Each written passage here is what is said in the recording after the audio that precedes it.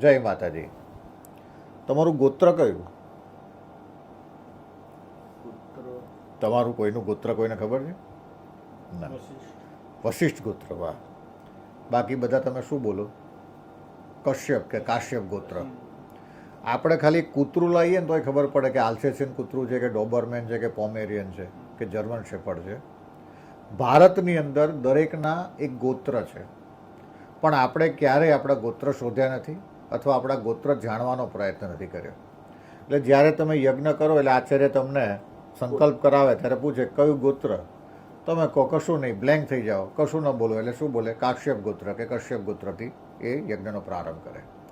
પણ હિન્દુસ્તાનની અંદર દરેક જાતિ, પ્રજાતિ અને અટકને પોતાના ગોત્ર છે.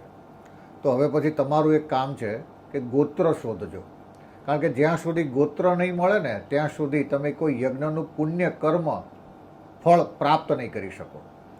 જેમ કે અમારું લેવા પટેલ સમાજમાં કાનપરિયા છે તો ગાલવ ગોત્ર છે, એમ તમારા બધાના ગોત્ર હશે અને ગોત્ર શોધશો, શોધીને તમે યજ્ઞ કરશો તો તમારા વંશ વારસોને પણ આ ફળની પ્રાપ્તિ થશે.